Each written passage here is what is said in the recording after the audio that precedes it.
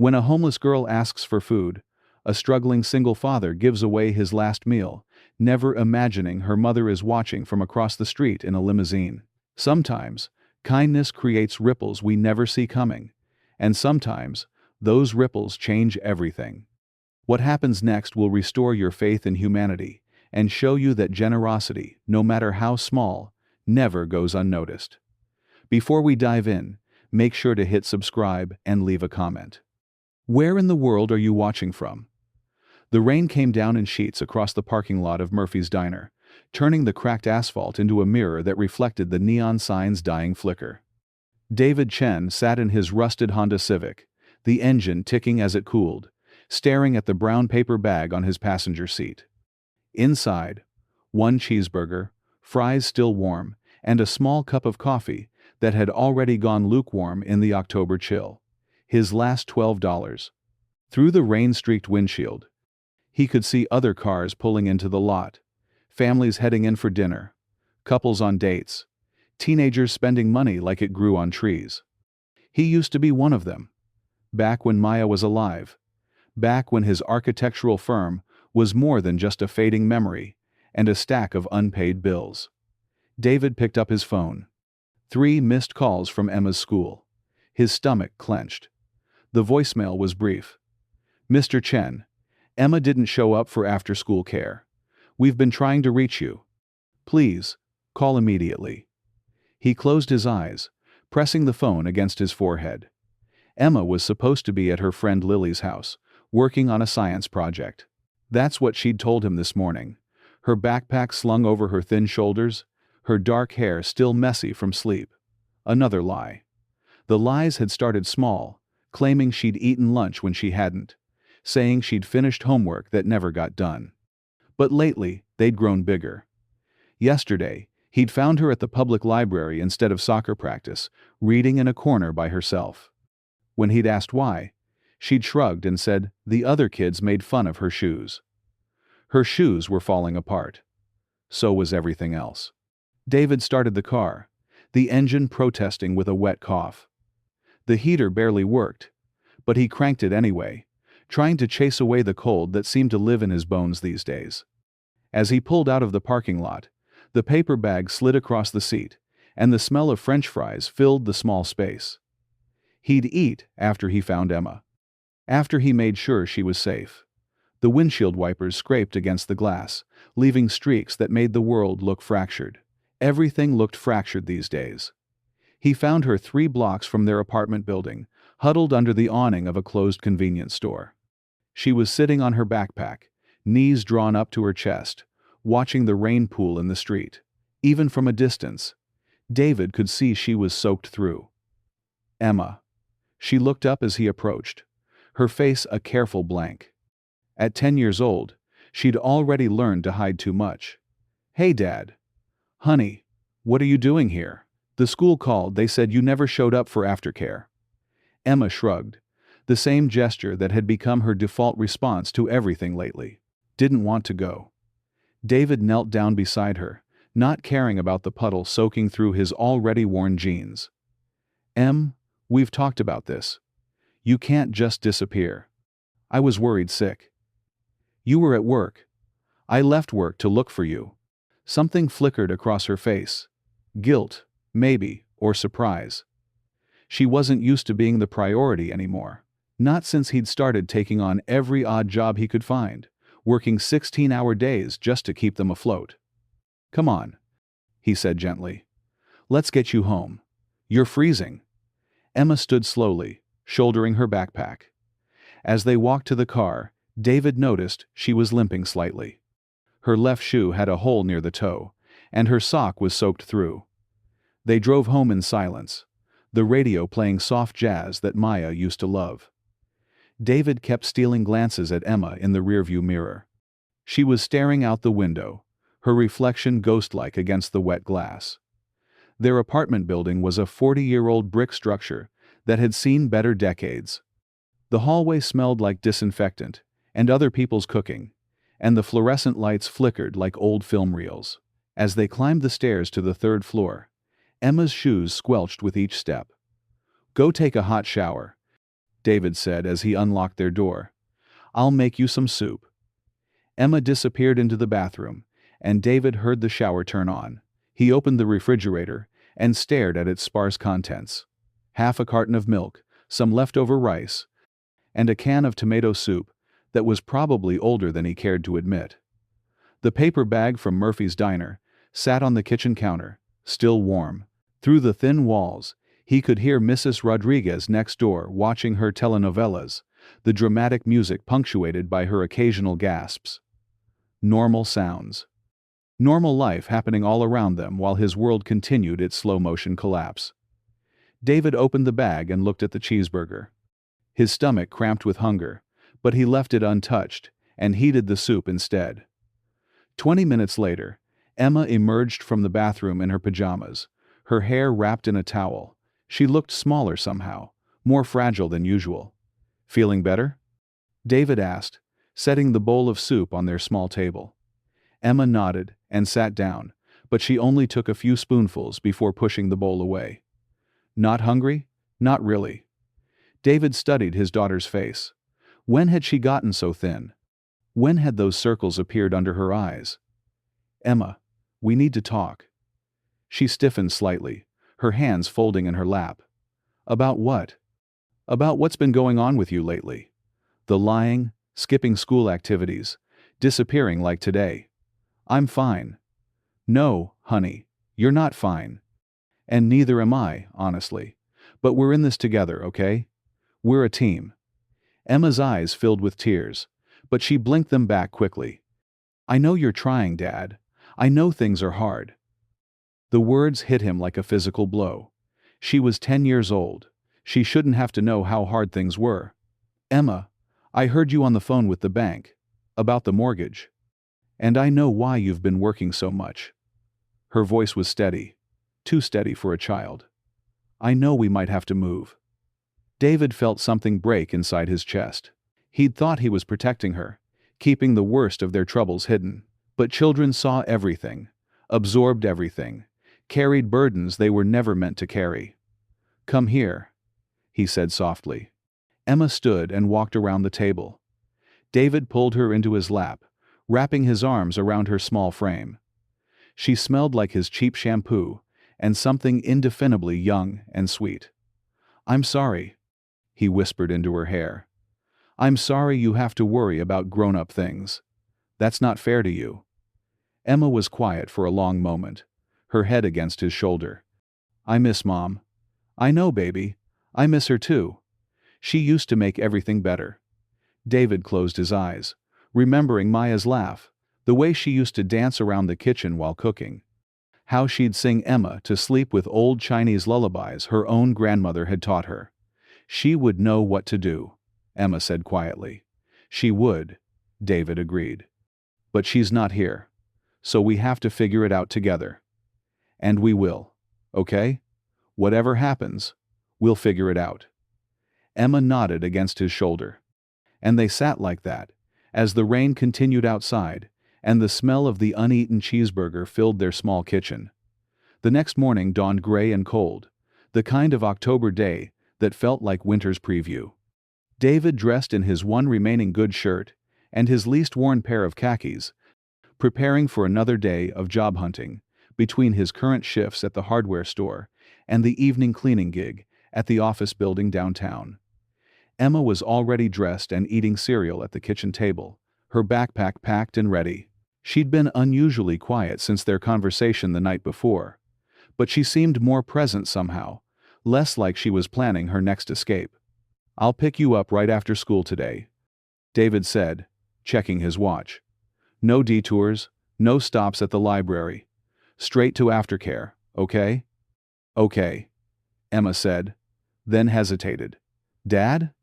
"Yeah? Are we going to be okay?" David stopped buttoning his shirt and looked at his daughter. Really looked at her. She was still small for her age.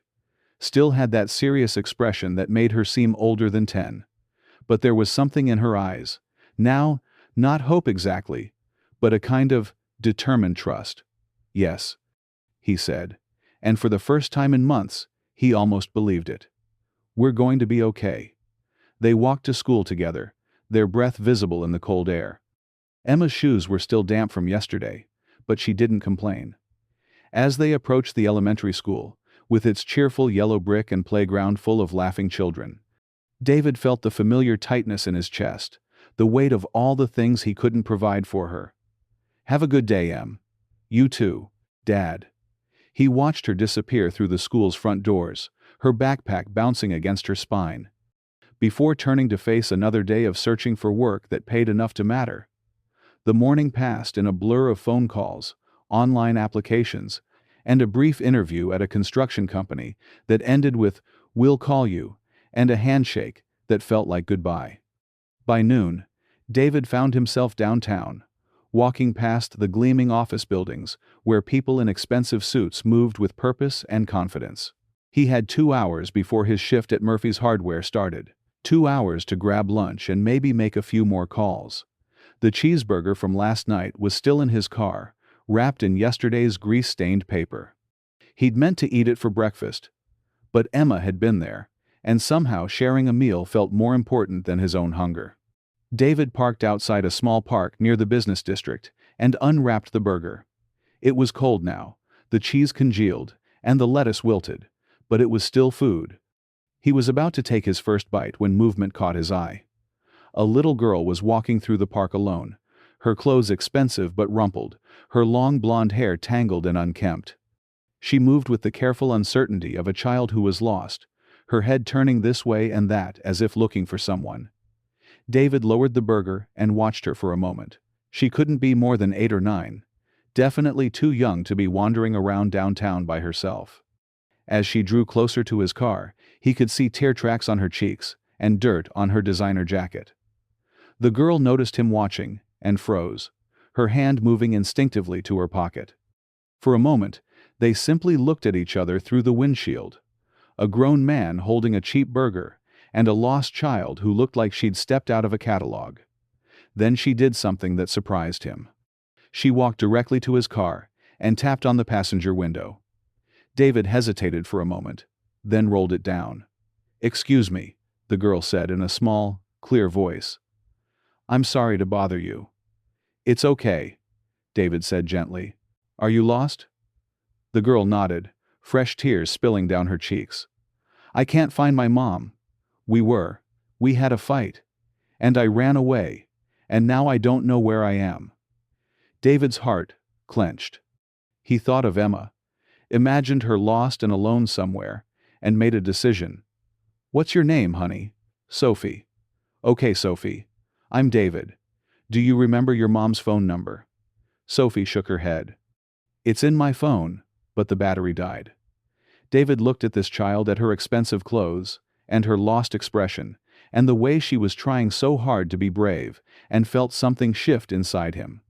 Maybe it was thinking about Emma, or maybe it was remembering what Maya used to say about kindness being the only thing that really mattered in the end.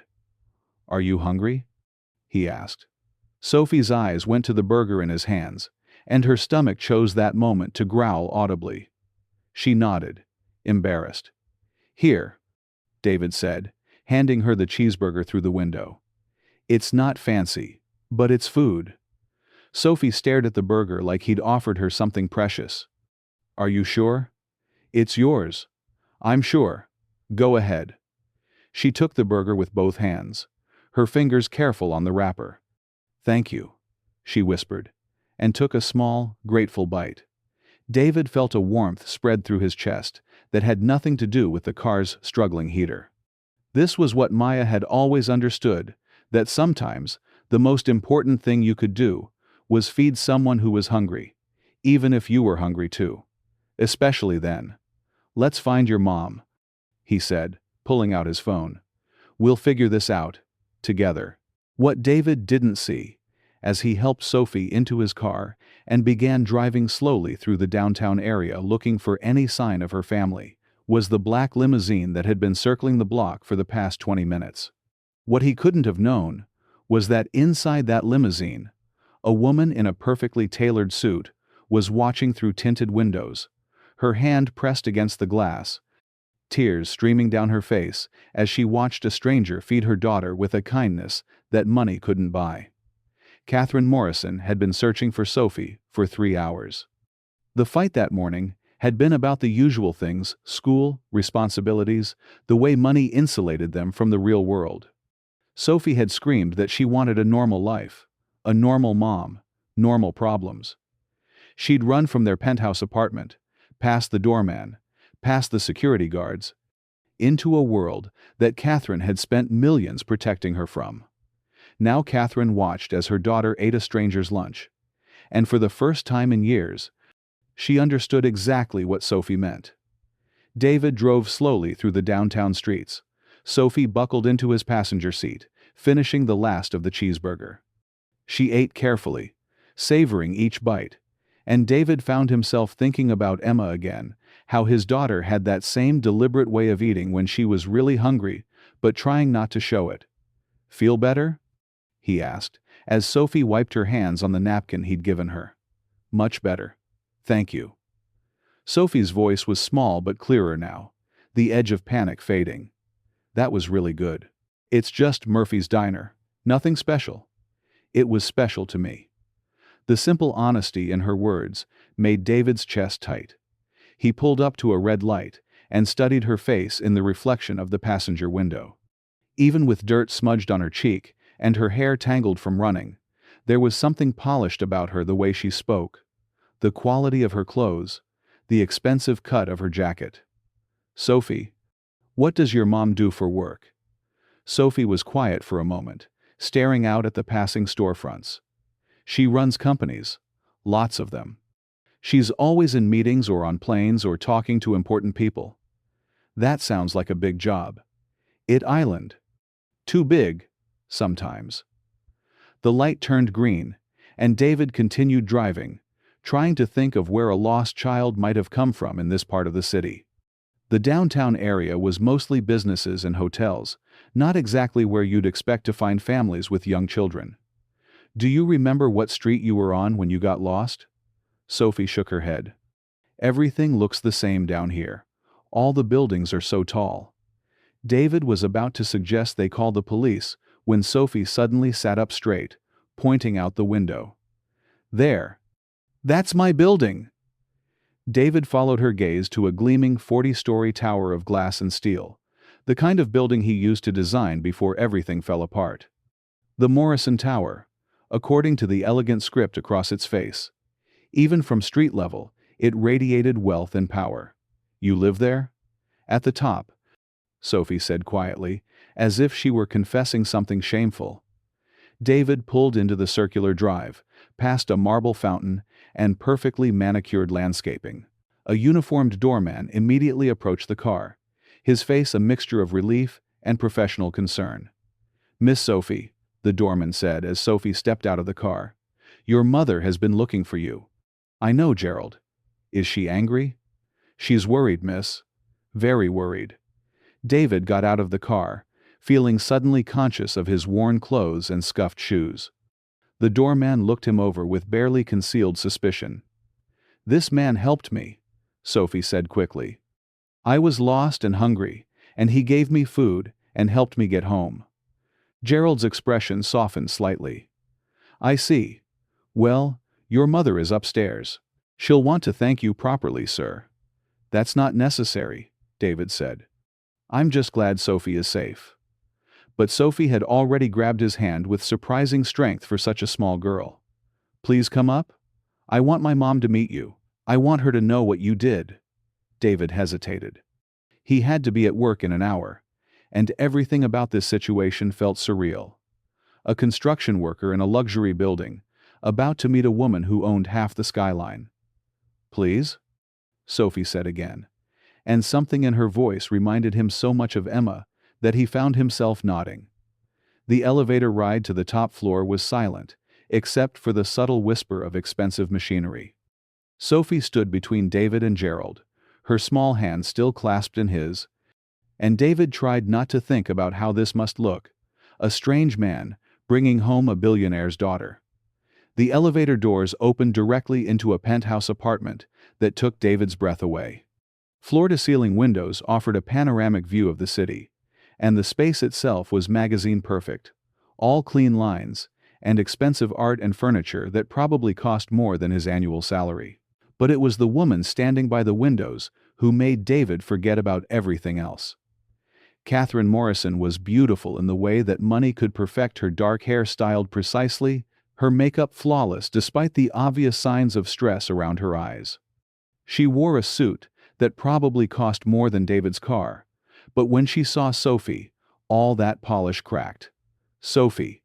The word came out as a sob, and Catherine crossed the room in 3 quick strides, dropping to her knees to pull her daughter into a fierce hug.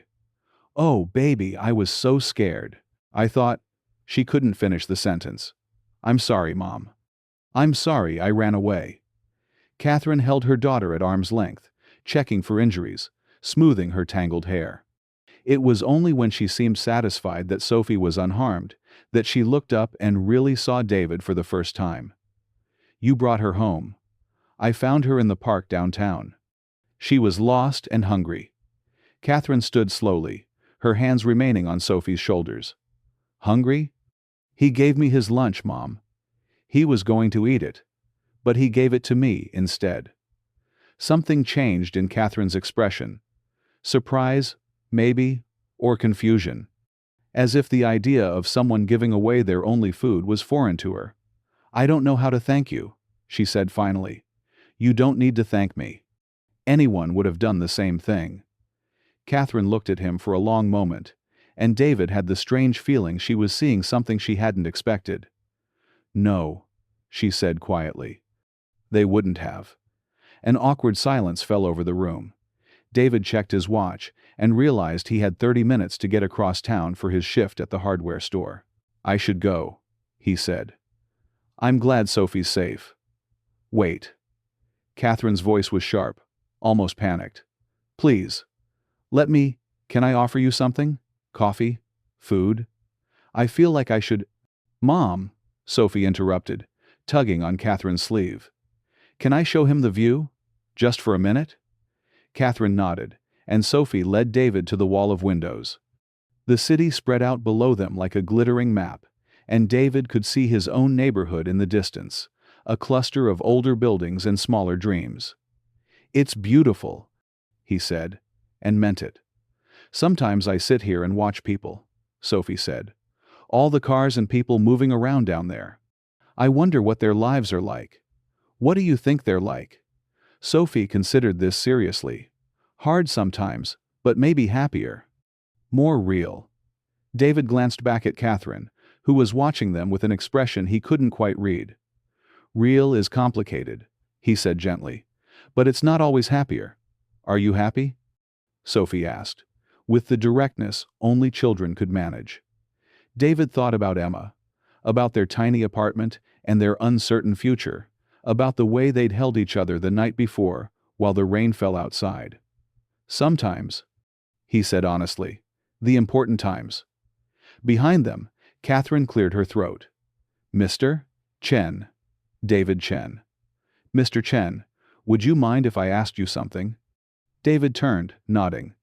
"When you found Sophie, when she said she was hungry, what made you give her your food?" The question caught him off guard. She was a child who needed help. But it was your lunch. Your only lunch, from what Sophie tells me." David felt heat creep up his neck. It wasn't that important, wasn't it? The intensity of her gaze made him uncomfortable. "Look, Mrs. Morrison. Miss Morrison. Miss Morrison, I appreciate what you're trying to do, but I really don't need anything. Sophie's safe. That's what matters." Catherine studied him for another long moment, then moved to a sleek desk by the windows and pulled out her checkbook. "Please, let me at least reimburse you for the food and for your time. What would be appropriate?" Something cold settled in David's stomach. "I don't want your money." "It's not charity. It's payment for what?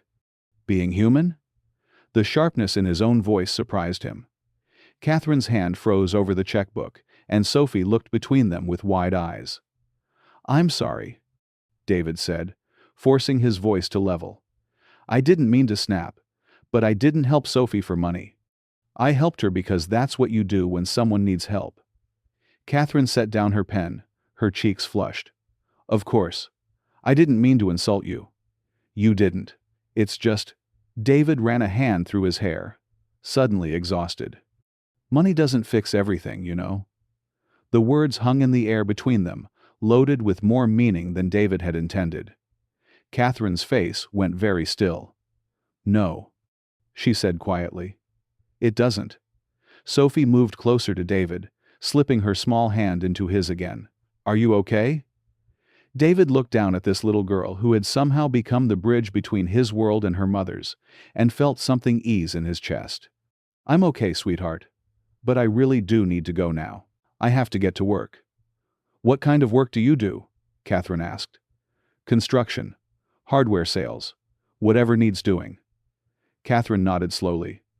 And you have children of your own? A daughter. Emma. She's 10.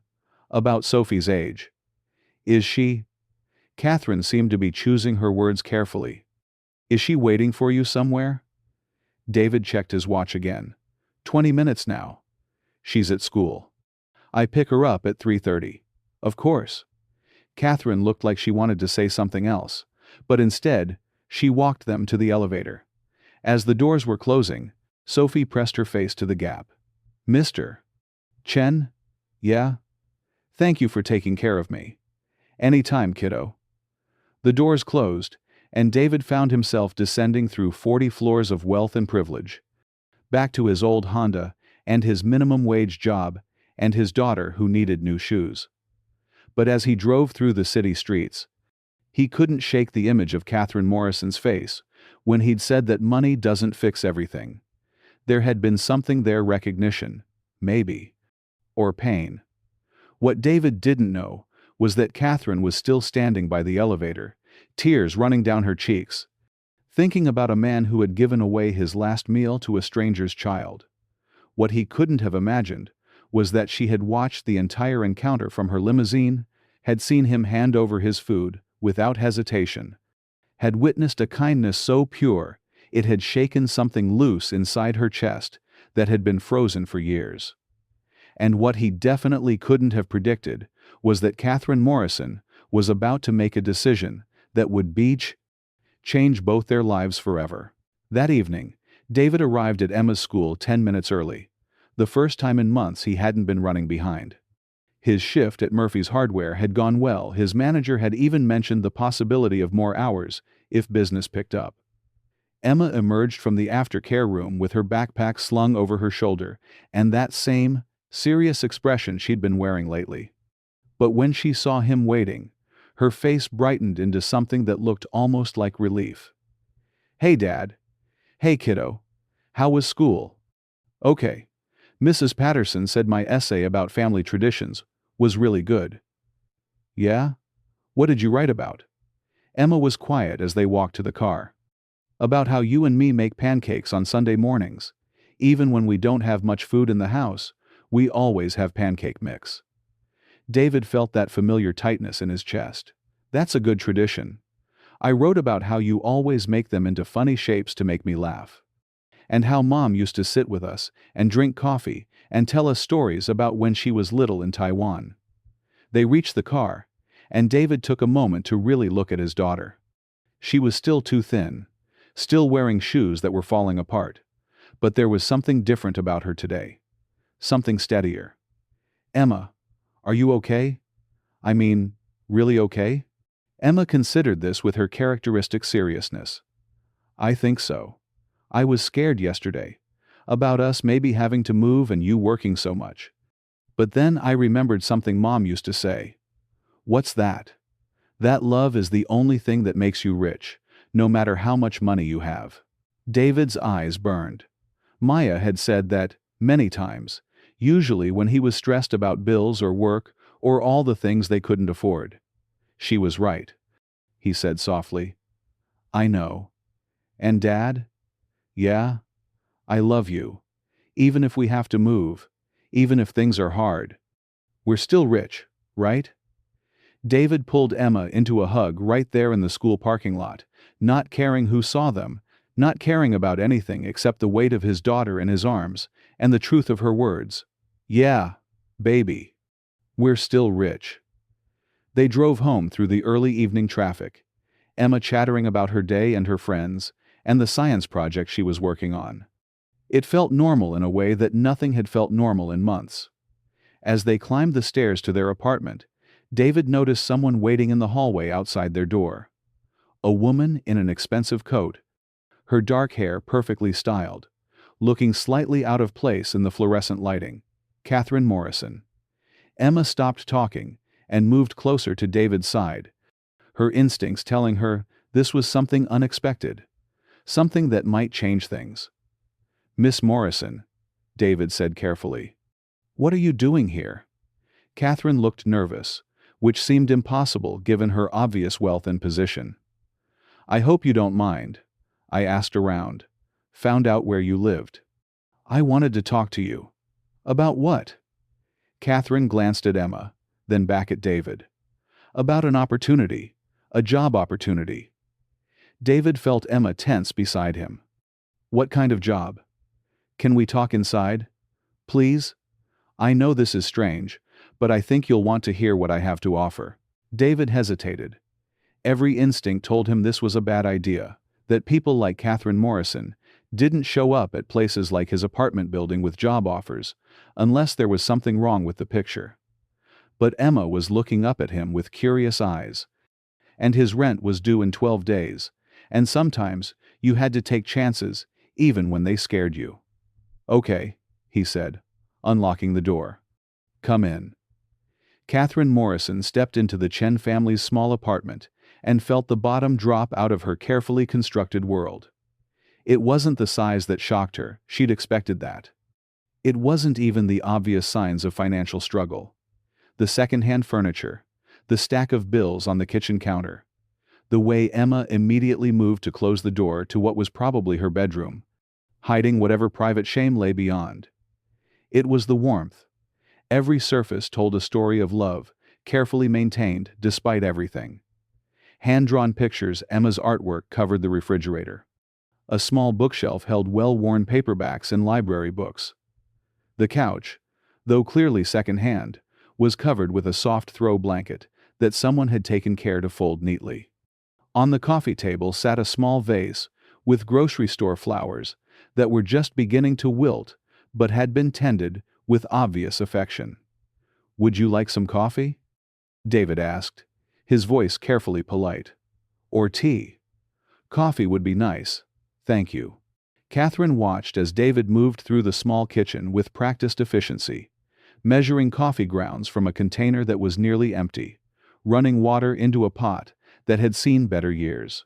Everything about his movements spoke of someone who had learned to make the most of very little. Emma sat on the edge of the couch, studying Catherine with the kind of direct gaze that children used when they were trying to solve a puzzle. "Are you rich?"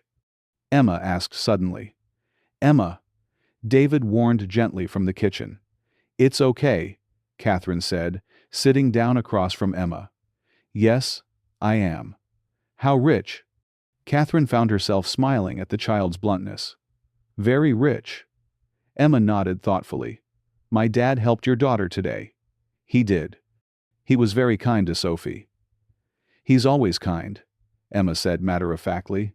"Even when he's tired or sad, he's still kind. Mom used to say that was his superpower."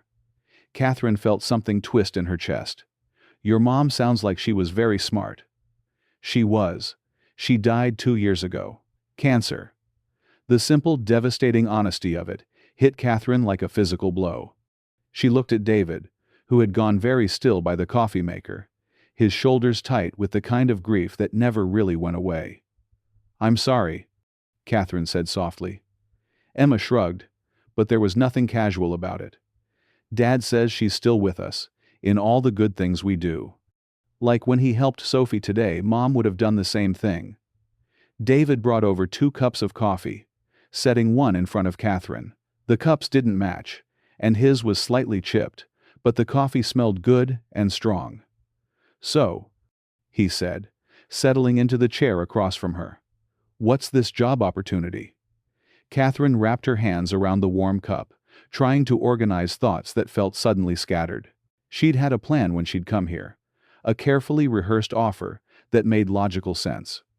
But sitting in this small apartment, watching this father and daughter navigate their careful love around the edges of their struggle, her corporate instincts felt inadequate. "I need a personal assistant," she said finally.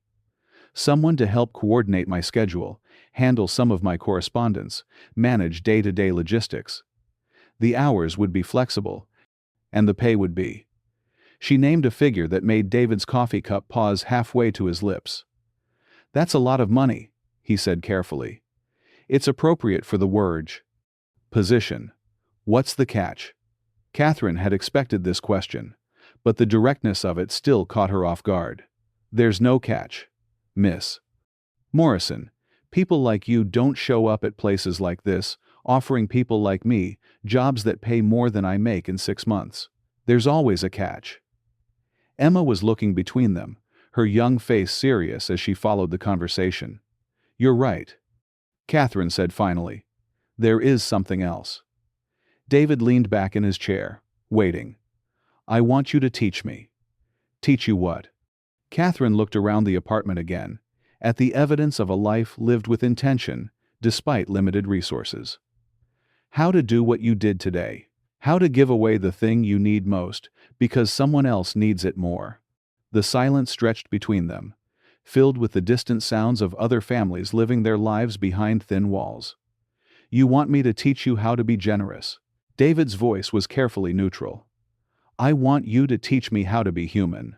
Emma's eyes widened slightly, and David set his coffee cup down with a soft clink. "Miss Morrison." "Catherine, please." "Catherine, you don't need me to teach you how to be human. You're worried about your daughter. You came to thank me. You want to help. Those are all human things." "No," Catherine said, surprising herself with the vehemence in her voice. "They're calculated things. Everything I do is calculated. I came to thank you because that's what successful people do. They acknowledge their debts. I'm offering you a job because I need something, and I always get what I need. Even this conversation, even being here, I'm doing it because I want something from you." David was studying her face with an intensity that made her uncomfortable. "What do you want?" Catherine looked at Emma, who was listening with the grave attention children gave to adult conversations they sensed were important. "I watched you," she said quietly, "before Sophie came to your car. I was in my limousine across the street, looking for her, and I saw you sitting there with your lunch. I watched you see her, watched you make the decision to help her. And I saw your face when you handed her that burger. What about my face? You looked happy, not pleased with yourself, not satisfied that you'd done a good deed. Just happy. Like you'd gotten something, instead of given something away." David glanced at Emma, then back at Catherine. "I did get something. I got to help someone who needed help. But you were hungry too. You needed that food. I needed to help her more." Catherine closed her eyes, feeling something break open inside her chest. "I don't understand that. I don't understand how you could need to help someone more than you needed to take care of yourself, and I need to understand it." "Why?" Catherine opened her eyes and looked at Emma, this serious child who seemed to carry wisdom beyond her years. "Because my daughter is miserable," she said simply. "Because she has everything money can buy, and nothing that actually matters. Because she runs away from our penthouse to sit in parks alone, because she's hungry for something I don't know how to give her." Emma leaned forward slightly. "What does she want?" "What you have," Catherine said, looking around the small apartment. "A family that feels like a family. Love that doesn't come with conditions. The kind of richness your father was talking about." "You love Sophie," Emma said. "It wasn't a question." "Of course I do. But do you like her?" The question, asked with such innocent directness, hit Catherine like a sledgehammer. Do you like her? When was the last time Catherine had simply enjoyed her daughter's company, without an agenda or a lesson or a goal? When had they last laughed together, or sat together in comfortable silence, or shared something just because it was fun? "I don't know," Catherine whispered, and the admission felt like stepping off a cliff. David reached across the small space and touched her hand briefly. a gesture of comfort that was completely unconscious and utterly natural. "It's not too late," he said gently. "Kids are resilient. They forgive faster than adults do." "How do you know?" David smiled, and it transformed his whole face. "Because Emma forgives me every day for not being enough. Don't you, kiddo?" Emma rolled her eyes with the exaggerated patience of a 10-year-old. "Dad, you are enough. You're just sad sometimes because you miss Mom, and you work too much because you're scared. But you're still enough." Catherine stared at this child, this wise, grounded, generous child who understood her father's humanity and loved him not, despite his struggles but including them. "How?" she asked. "How did you learn to be like this?" Emma looked confused. "Like what?" "So clear. So sure about what matters." Emma glanced at her father, then back at Catherine. "I guess because Dad always tells me the truth, even when it's hard. And because we take care of each other. But you're 10 years old. You shouldn't have to take care of anyone." "I don't have to," Emma said. "I want to. That's what families do." Catherine felt tears threatening and blinked them back. "The job offer is real," she said to David.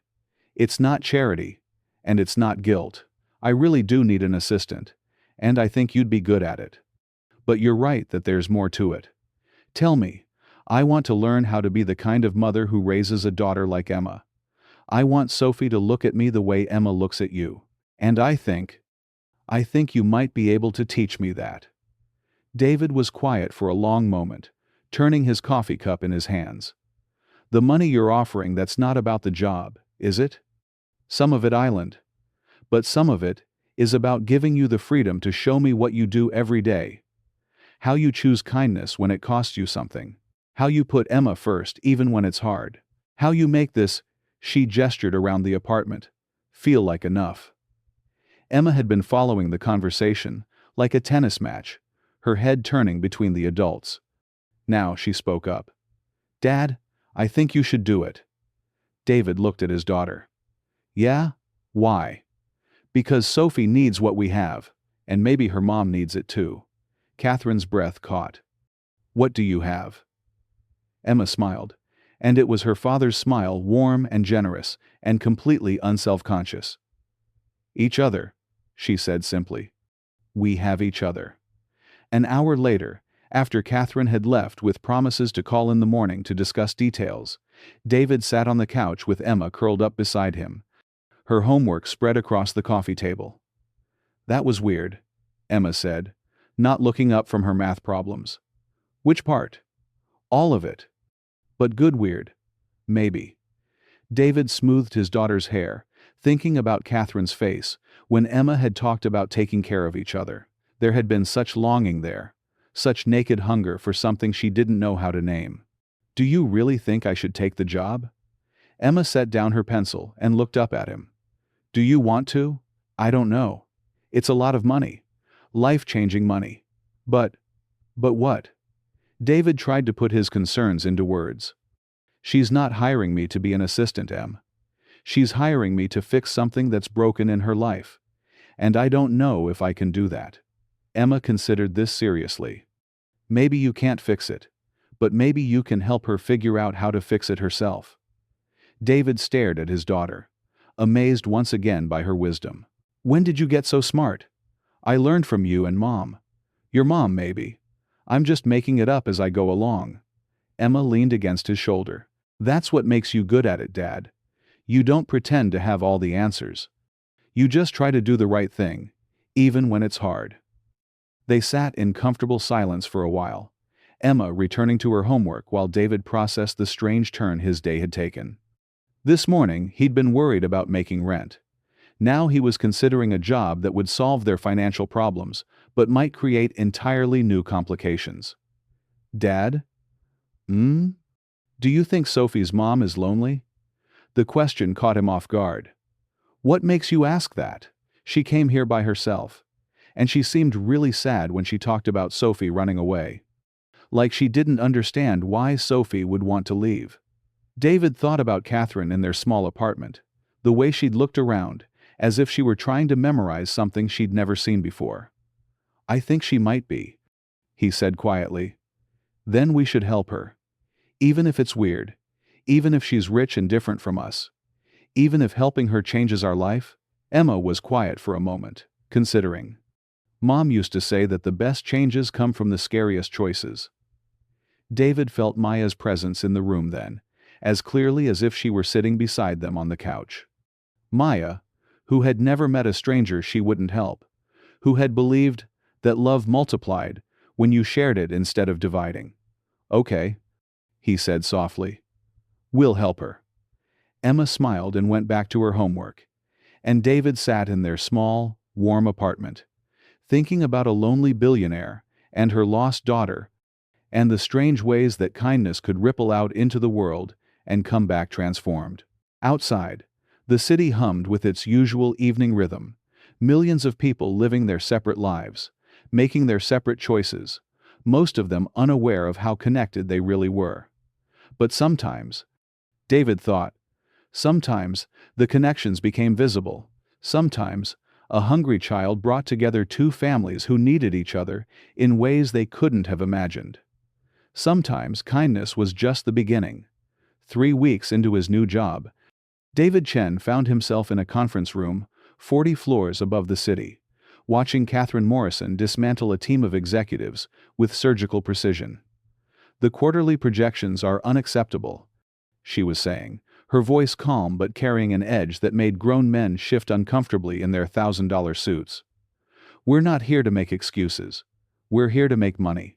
David sat in the corner, ostensibly taking notes but actually observing. This was Catherine, in her element.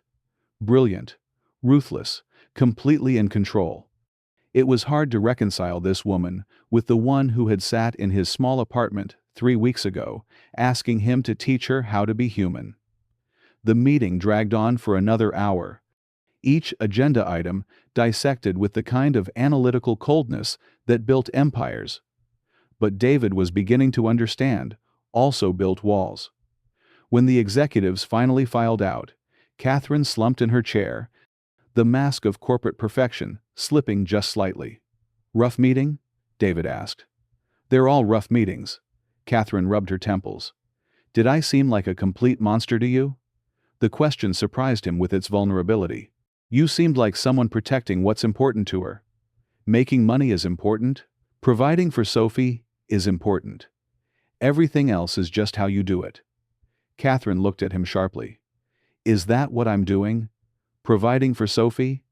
David closed his laptop and leaned back in his chair. "What do you think you're doing?" It had become their routine, these small moments of conversation that felt like gentle interrogation. Catherine would ask him questions about his life, about Emma, about how they did things.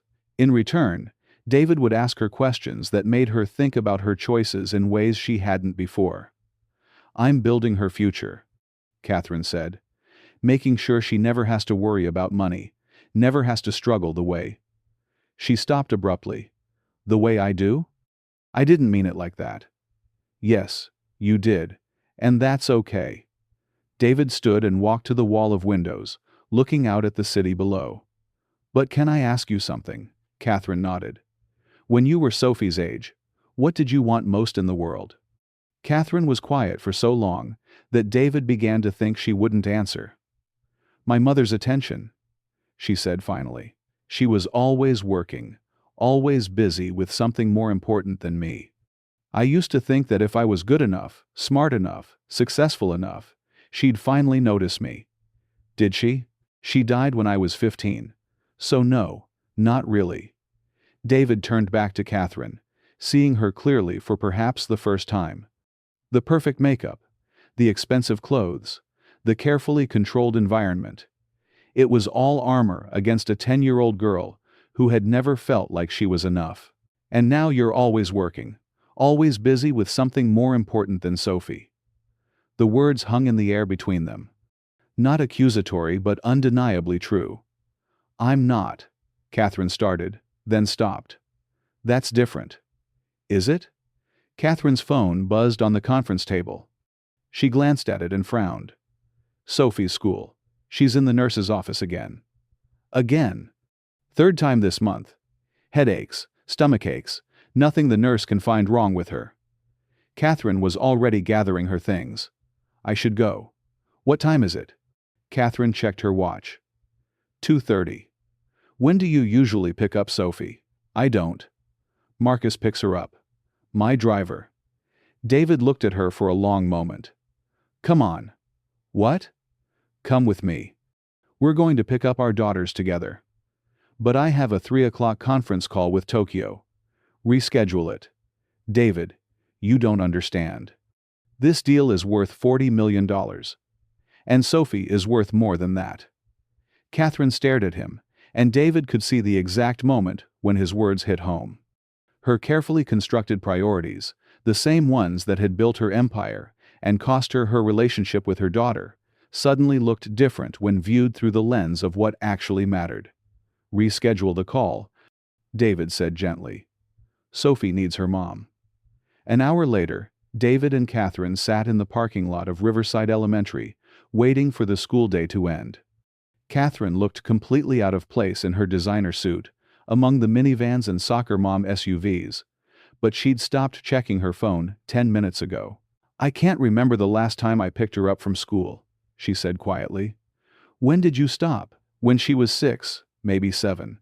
I got busy with the merger, and it was easier to have Marcus do it. More efficient. How did Sophie feel about that? Catherine was quiet, watching the school's front doors. I never asked her. David thought about Emma, about how her face lit up every afternoon when she saw him waiting. It was such a small thing, but it was theirs, that moment of recognition, of being the first priority in someone's day. There, Catherine said suddenly, pointing. Sophie emerged from the school building with a small group of children, her backpack slung over one shoulder, her blonde hair catching the late afternoon Sunday. She looked perfectly normal, healthy, well-dressed, indistinguishable from her classmates. But David had learned to see the things that weren't immediately visible. The way Sophie hung back slightly from the other children.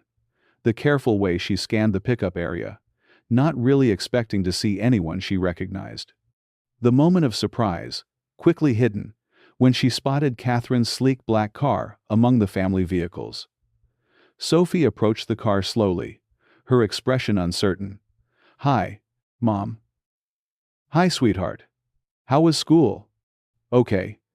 Sophie got into the back seat, buckling her seatbelt with the automatic efficiency of a child used to being transported by drivers. Is everything all right? Where's Marcus? I wanted to pick you up today. Is that okay? Sophie nodded, but David could see her confusion in the rearview mirror. When was the last time her mother had done something just because she wanted to? Sophie, David said, turning in his seat to look at her. Do you remember me? Sophie's face brightened for the first time since getting in the car. Mr. Chen, you gave me your lunch that day. That's right. I'm working with your mom now. Really? That's so cool. Sophie leaned forward in her seat. Mom, he has a daughter too. Her name is Emma. I know, Catherine said, glancing at David. We're going to pick her up next. Can I meet her? David looked at Catherine, who nodded. I think that can be arranged. They drove across town to Emma's school, Catherine asking Sophie careful questions about her day, her friends, her classes. David could hear her trying to find the right tone, not too formal, not too eager, just a mother talking to her daughter. But there was something stilted about it, something that felt rehearsed rather than natural. Sophie answered politely, but David could sense her holding back, not quite trusting this sudden attention. When they pulled up to Emma's school, she was already waiting by the flagpole, her backpack at her feet, reading a book.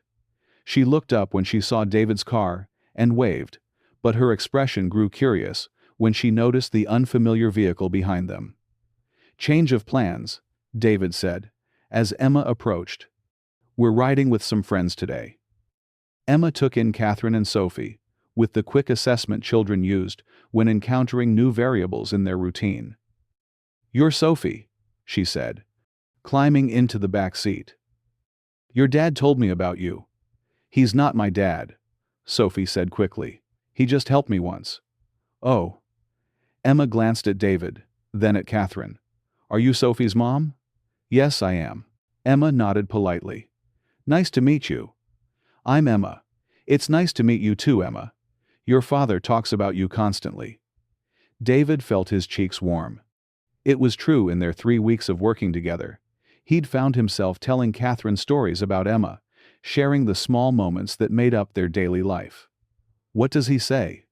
Emma asked, with the directness that sometimes made David proud and sometimes made him nervous. He says you're wise beyond your years and that you take excellent care of him. Emma grinned. Someone has to. He forgets to eat lunch sometimes. I heard about that, Catherine said, and there was something different in her voice, now warmer, more genuine. He gave his lunch to Sophie when she was hungry. That sounds like Dad, Emma said matter-of-factly. Mom always said he'd give away his last dollar to someone who needed it. Sophie had been listening to this exchange with growing interest. Your mom died? Yeah. 2 years ago. I'm sorry. Thanks. It's okay though. I mean, it's sad, but Dad and I take care of each other now. Sophie was quiet for a moment. That sounds nice. It Island. Do you and your mom take care of each other? David glanced at Catherine, whose hands had tightened on the steering wheel. Not really, Sophie said quietly. Mom's always busy with work, but Marcus takes care of me. He's our driver. Oh, Emma considered this. That's different. Yeah. An uncomfortable silence fell over the car. David could feel Catherine's tension, could see in the rearview mirror the way Sophie was looking out the window with studied casualness. Sophie, Emma said suddenly, do you want to come over for dinner? Dad makes really good grilled cheese, and we could work on homework together. Sophie's face lit up. Really? Can I, Mom? Catherine met David's eyes in the rearview mirror. He could see the panic there, the sense that she was being tested in a way she didn't understand. We should probably get home. You have tutoring tonight. Sophie's face fell. Oh, right. Actually, David said carefully, what if we all had dinner together? Emma and I could come to your place, or you could come to ours. Could we go to your place? Sophie asked eagerly. I've never been to a regular apartment before. Catherine winced visibly at the word regular, but David pretended not to notice. If your mom's okay with it, he said. All three of them looked at Catherine, waiting. David could see her calculating this wasn't part of her evening plan, wasn't efficient, would disrupt Sophie's carefully scheduled routine. But he could also see her remembering their conversation in the conference room, remembering her own childhood, longing for her mother's attention. Okay, she said finally. But just for a little while. The girls cheered, and David felt something shift in the car's atmosphere.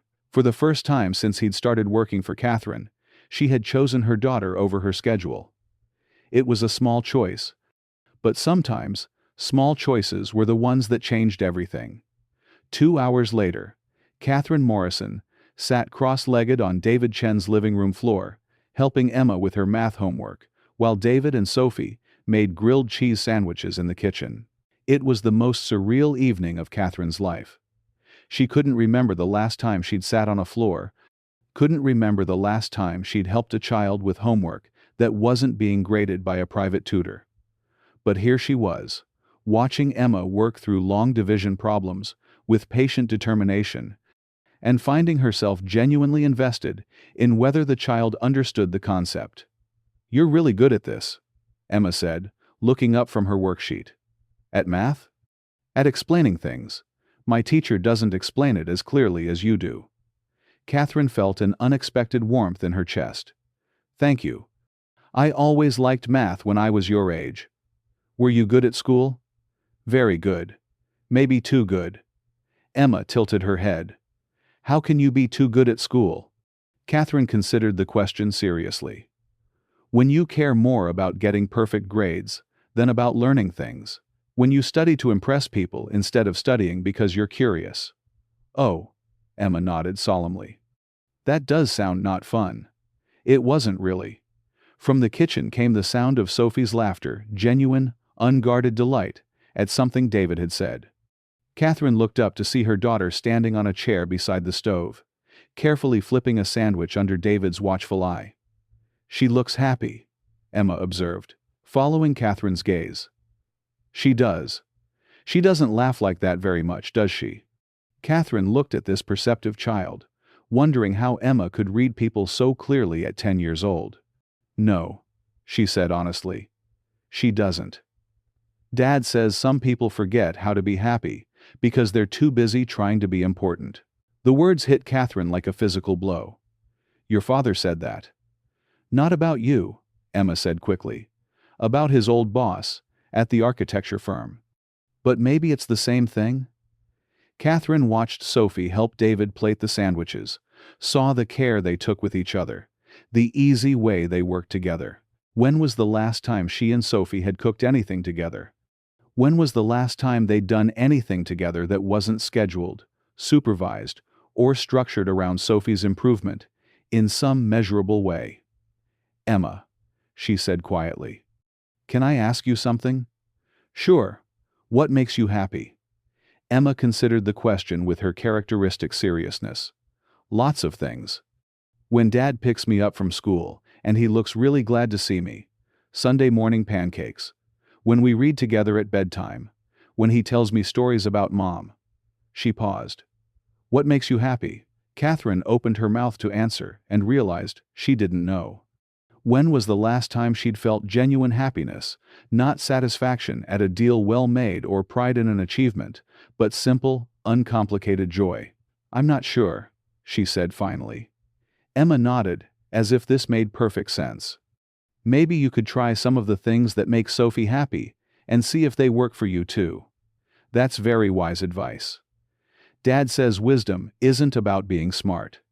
It's about paying attention to what actually matters. Before Catherine could respond, David appeared in the doorway carrying a plate of sandwiches, Sophie right behind him with glasses of milk. "Dinner is served," David announced. "Sophie's in charge of quality control." Sophie beamed with pride. "I made sure none of them got burned." They gathered around the small table, the four of them crowded together in a way that would have felt claustrophobic in Catherine's usual life, but somehow felt cozy here. The sandwiches were perfectly golden. The milk was cold, and for the first time in years, Catherine found herself eating without checking her phone. "This is really good," Sophie said, taking a big bite of her sandwich. "The secret ingredient is butter," David said solemnly. "Lots and lots of butter." "Mom never lets me have butter," Sophie said, then immediately looked guilty for the admission. Catherine felt the familiar twist of inadequacy. Even here, even trying to do the right thing, she was getting it wrong. "Butter's not bad for you if you don't have too much," Emma said diplomatically. "Dad says it's all about balance." "That's right," David said, catching Catherine's eye. "Everything in moderation, including moderation." Catherine found herself smiling at the small joke, at the easy way David had diffused a moment that could have become awkward. "Can we do this again?" Sophie asked suddenly. "Have dinner together?" Catherine looked at her daughter, really looked at her. Sophie's face was bright with hope, more animated than Catherine had seen her in months. "Would you like that?" Catherine asked. "Yes. A lot." Catherine glanced at David, who was watching the exchange with careful neutrality. Emma was focused on her sandwich, but Catherine could tell she was listening. "Then yes," Catherine said. "We can do this again." Sophie's smile was like sunshine breaking through clouds, and Catherine felt something long frozen in her chest begin to thaw. Maybe this was what David had been trying to teach her all along. That happiness wasn't something you achieved or acquired. It was something you chose, moment by moment, in the small decisions that built a life. And maybe it wasn't too late to start choosing differently.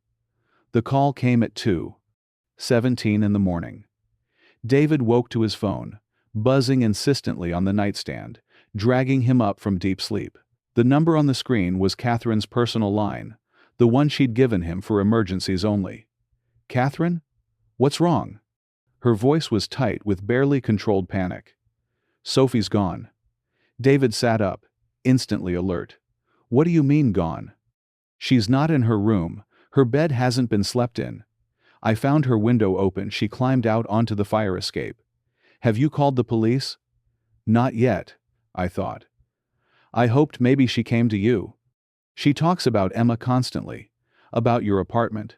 About feeling normal there. David was already getting dressed.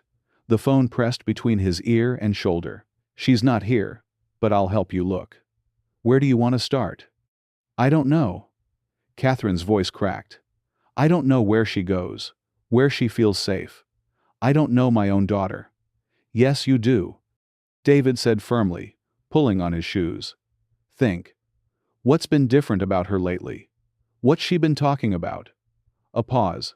Then, you. She's been talking about you and Emma, and how families are supposed to be together. About how some parents pick their kids up from school just because they want to see them. David felt his heart clench. Catherine, this isn't your fault. Isn't it? She ran away because she's unhappy, and she's unhappy because I'm a terrible mother. You're not a terrible mother. You're a mother who's learning. There's a difference. David grabbed his keys and headed for the door, then stopped. Emma. He couldn't leave Emma alone in the apartment at 2:30 in the morning, but he couldn't wake her up to drag her into this crisis either. As if reading his thoughts, Catherine said, Bring Emma. Please. Sophie might come out for her when she won't come out for us. David went to Emma's room and gently shook her awake. She surfaced from sleep, slowly, blinking in confusion. Dad? What's wrong? Sophie's missing. Her mom needs our help to find her. Emma was instantly alert, the way children could be when something important was happening. Missing how? She climbed out of her bedroom window. We think she ran away. Emma was already getting out of bed, reaching for her clothes. Where would she go? That's what we need to figure out. 20 minutes later, they met Catherine in the parking garage of her building. She looked haggard, her usually perfect hair pulled back in a messy ponytail, her face bare of makeup. She was still in her pajamas under a long coat, and David realized this might be the first time he'd ever seen her look genuinely vulnerable. Any word? He asked. Catherine shook her head. I checked with the doorman, with Marcus, with her school. No one's seen her. Emma stepped forward, her small hand finding Catherine's. We'll find her. Sophie's smart, she wouldn't go anywhere really dangerous. Catherine looked down at Emma with something like wonder. How can you be so sure? Because she's your daughter. And you're smart. So she's smart too. The simple logic of it, delivered with such matter-of-fact confidence, seemed to steady Catherine. She squeezed Emma's hand and took a deep breath.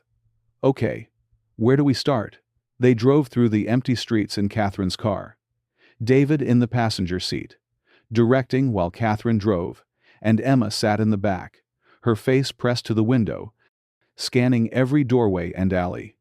What about the park where you found her before? Emma suggested. We checked there first, Catherine said. What about places that mean something to her? David asked. Somewhere she feels connected to you, or to good memories. Catherine was quiet for a long moment. I can't think of any. Isn't that awful? I can't think of a single place that would mean something special to my daughter. What about places that mean something to you? Emma said quietly. When I'm scared, sometimes I go to places that remind me of Mom. Maybe Sophie goes to places that remind her of when you were happy together. Catherine pulled over and turned to look at Emma. You are a very wise little girl. Where were you happy with Sophie? David asked gently. Catherine closed her eyes, thinking. When she was little, really little, before I got so busy, we used to go to the Children's Museum on Saturday mornings. She loved the butterfly garden. She would stand there for hours, trying to get them to land on her hand. Is it still open? The museum? No, not at this hour. But the building. Catherine's eyes opened wide. There's a small garden behind the building. It's supposed to be closed after dark, but the gate is broken. Sophie and I discovered that by accident once when we stayed late for a special exhibit. David was already pulling up directions on his phone. Let's go. The Children's Museum sat in an older part of the city, surrounded by tree-lined streets and vintage street lamps. Even in the dark, David could see why a child might find it magical. The building itself looked like something from a fairy tale, all turrets and curved windows.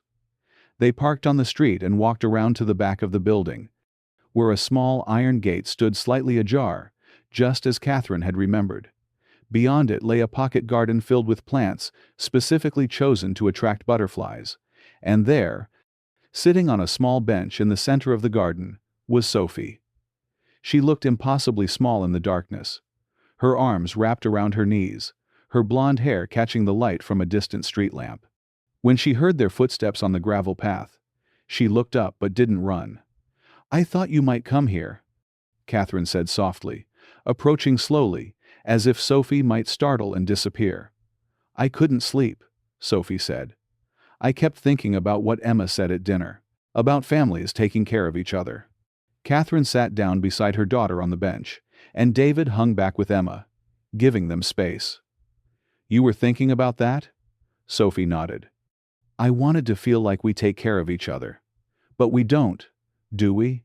You take care of business, and Marcus takes care of me, and I just exist." The words were delivered without accusation, just a child's honest assessment of her reality. But David saw Catherine flinch, as if she'd been slapped. "Sophie, I'm not mad," Sophie said quickly. "I know you work hard. I know it's important. But sometimes I wish I was important too." Catherine's composure finally cracked. Tears started flowing down her cheeks as she pulled Sophie into her arms. "You are important. You're the most important thing in my world." "But I'm not in your world," Sophie said, her voice muffled against Catherine's coat. "I'm in a different world that happens around your world." David felt Emma's hand slip into his. Even at 10, she understood the devastating accuracy of Sophie's observation. "You're right," Catherine whispered. "And I'm sorry. I'm so sorry." They sat like that for several minutes, mother and daughter holding each other in a butterfly garden at 3 in the morning, while David and Emma watched from the shadows and tried not to intrude on something sacred. Finally, Catherine pulled back and looked at her daughter. "What can I do? How can I fix this?" Sophie considered the question seriously. "I don't know if you can fix it, but maybe you could try to do what Mr. Chen does." "What's that?" "Choose me sometimes, even when it's hard. Even when there's something else you're supposed to be doing." Catherine looked across the garden at David, her eyes bright with tears and something that might have been gratitude. "I can do that," she said. "I want to do that." Sophie nodded. "And maybe sometimes we could do normal things together. Like cook dinner, or watch movies, or go to the grocery store. Things that regular families do." "We're not a regular family," Catherine said gently. "I know. But maybe we could pretend sometimes." Catherine smiled through her tears. "I think I'd like that very much." Emma stepped forward then, unable to contain herself any longer. "Sophie, are you okay?" Sophie looked up and managed a small smile. "I think so. Thanks for helping find me." "That's what friends do," Emma said matter-of-factly. As they walked back to the car together, Sophie, between Catherine and Emma, David found himself thinking about the strange journey that had brought them all to this moment. A hungry child, a shared meal, a job offer that was really a plea for help, all of it leading to this quiet garden where a mother and daughter were learning to see each other clearly for the first time. "Mr. Chen?" Sophie said as they reached the car. "Yeah? Thank you for teaching my mom how to be a family." David looked at Catherine, who was watching him with an expression he couldn't quite read. "I didn't teach her anything she didn't already know," he said. "Sometimes we just need someone to remind us what's important." Catherine reached out and touched his arm briefly. "Thank you," she said simply. As they drove through the empty streets back toward Catherine's building, Sophie fell asleep in the back seat, her head on Emma's shoulder. David watched Catherine in the dim light from the dashboard, seeing something different in her face, a softness that hadn't been there before. "This changes things," she said quietly, so as not to wake the girls. "How?" "Everything I've built. Everything I've worked for. It was supposed to be for her. But what's the point of giving her a fortune if I never give her myself?" "You don't have to choose between them," David said. "You just have to find a different balance." Catherine was quiet for a moment. "Will you help me? Not as my employee, but as my friend?" David looked back at the sleeping girls, at Emma and Sophie leaning against each other like sisters, and felt something settle into place in his chest. "Yeah," he said. "I'll help you." The city was beginning to wake up around them, early commuters, delivery trucks, the gradual lightening of the sky that marked the transition from night to day. A new beginning, David thought. For all of them. Sometimes the most profound changes started with the smallest acts of kindness. Sometimes, giving away your lunch to a hungry child was really giving away your old life to make room for something better. And sometimes, if you were very lucky, that kindness came back to you, transformed not as money or success or achievement, but as the thing that mattered most. Love, multiplied and shared, flowing between two families that had found each other in the most unexpected way. As they pulled into Catherine's building, Sophie stirred awake and smiled sleepily at her mother. "Mom? Tomorrow, could we have pancakes for breakfast, like Emma and Mr. Chen do on Sundays?" Catherine looked at David, who smiled and nodded. "Yes," Catherine said, and David could hear the joy in her voice, simple and uncomplicated and real. "We can have pancakes." It was a small promise, but it felt like everything. If you enjoy this story, I want you to click the subscribe button for more stories like this. This will mean a lot for the channel. Thank you.